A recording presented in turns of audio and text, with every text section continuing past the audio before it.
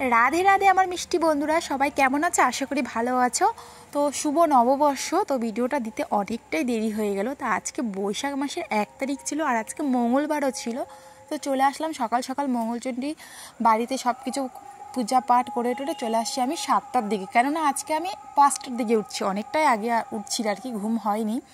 তো অনেকটা সকালে আসলে কি হয়, ফাঁকা হয়। তো সকাল সকাল পুজো টুজো দিয়ে তারপরের দিনকার ভিডিও এটা তোমাদের সঙ্গে শেয়ার করছি 2 তারিখে।